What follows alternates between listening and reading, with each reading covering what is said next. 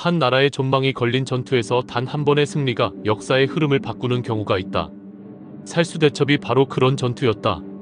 이 전투에서 고구려는 단 3만여 명의 병력으로 30만 수나라 대군을 무너뜨리는 기적적인 승리를 거두었으며 이는 동아시아 전쟁사에서 손꼽히는 대첩으로 기록되었다.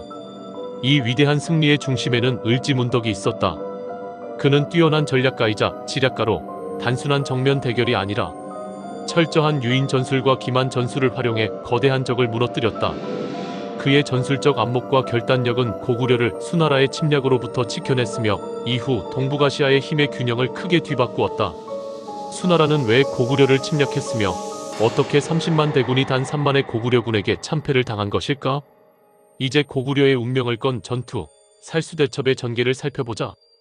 고구려와 중국 왕조 간의 충돌은 오랜 역사를 가지고 있었다. 그러나 수나라가 건국된 이후 그 충돌은 더욱 격렬해졌다. 수나라의 황제 문제와 양제는 동아시아 패권을 장악하기 위해 주변국을 공격했으며 특히 고구려를 굴복시키는 것이 대외 정책의 핵심 목표였다. 고구려는 요동과 만주 일대에서 강력한 군사력을 유지하며 중국과 대등한 세력을 형성하고 있었다. 하지만 수 양제는 고구려를 정복하지 않는 한 동아시아 통일이 완성될 수 없다고 판단했다. 그는 이를 실현하기 위해 612년 30만 대군을 동원해 고구려를 침략했다. 이는 단순한 국경 분쟁이 아니라 고구려를 멸망시키려는 본격적인 전쟁이었다.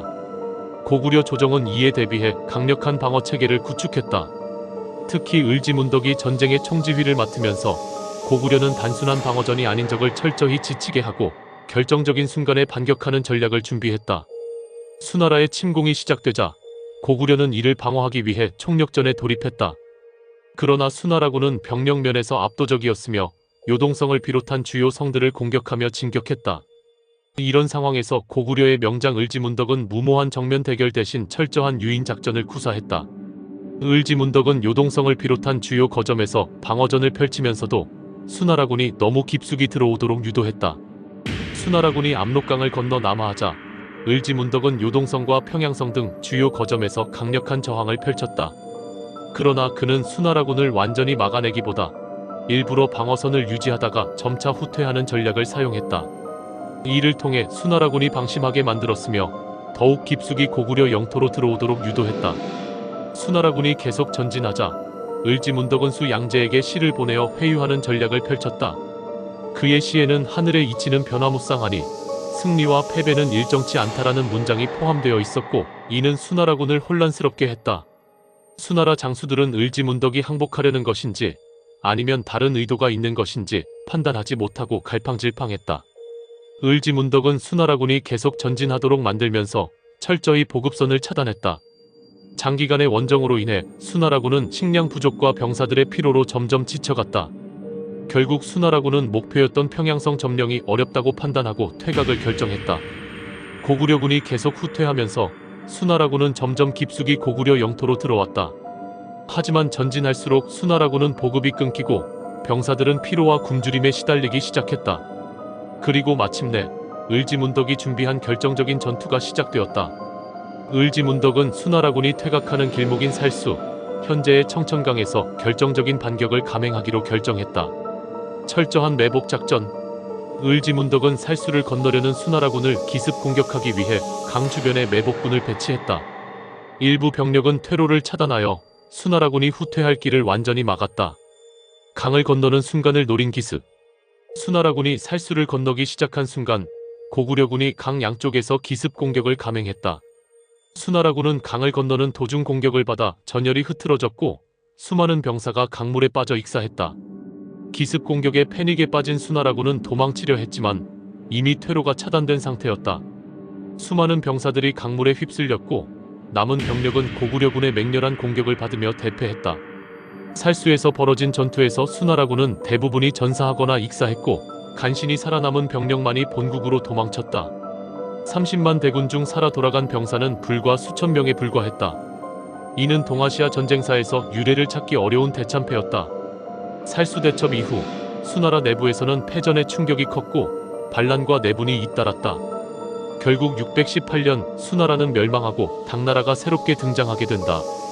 살수대첩을 통해 고구려는 동아시아에서 가장 강력한 군사력을 가진 국가로 인정받았다.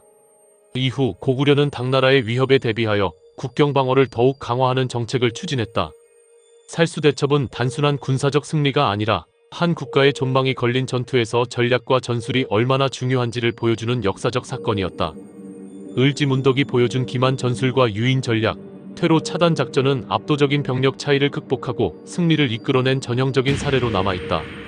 또한 이 전투는 단순한 승리가 아니라 고구려가 동아시아에서 강대국으로 인정받는 계기가 되었다. 이후 당나라가 등장하면서 다시 고구려를 위협하게 되지만 살수대첩에서의 경험은 이후의 전쟁에서도 중요한 교훈이 되었다.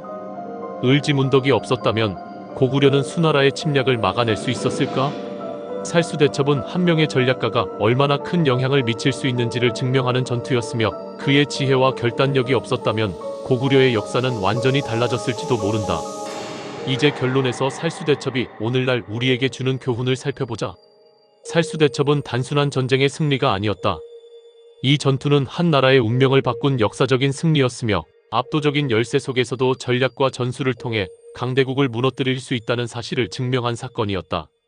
수나라의 30만 대군이 고작 3만의 고구려군에 의해 전멸한 것은 동아시아 전쟁사에서도 유례를 찾기 어려운 대승이었으며 이후 고구려는 수나라의 위협에서 벗어나 강대국으로서의 입지를 확고히 다졌다. 이 승리의 중심에는 을지문덕이라는 걸출한 전략가가 있었다. 그는 단순한 무장이 아니라 적을 철저히 분석하고 유인하고 심리전을 활용하여 전황을 유리하게 이끄는 지략가였다. 그의 전술은 단순한 방어전이 아니라 기만 전술과 유인 작전을 통해 적을 철저히 지치게 만든 후 결정적인 순간에 반격을 가하는 고도의 전략적 승리였다. 이는 오늘날에도 전쟁사에서 중요한 사례로 남아있으며 많은 군사학자들이 연구하는 전술적 교훈이 되고 있다. 또한 살수대첩은 단순한 군사적 승리를 넘어 고구려의 독립과 자주성을 지켜낸 역사적인 사건이었다. 만약 이 전투에서 패배했다면 고구려는 수나라의 지배를 받을 수도 있었고 동아시아의 힘의 균형은 완전히 달라졌을 것이다. 그러나 을지문덕의 지휘 아래 고구려군은 수나라를 꺾었고 고구려는 이후에도 수십 년간 강력한 국가로 존속하며 당당히 동아시아의 중심국 중 하나로 자리 잡았다. 오늘날 우리는 살수대첩을 단순한 역사적 사건이 아니라 위기를 극복하는 전략과 지혜의 상징으로 기억해야 한다. 을지문덕이 보여준 전략적 사고, 결단력, 지략은 오늘날에도 우리가 배워야 할 중요한 교훈이다. 진정한 승리는 병력의 수에서 나오는 것이 아니라 전략과 전술, 그리고 결단력에서 비롯된다. 을지문덕이 이끌어낸 살수대첩은 이 명제를 가장 극적으로 증명한 전투였다.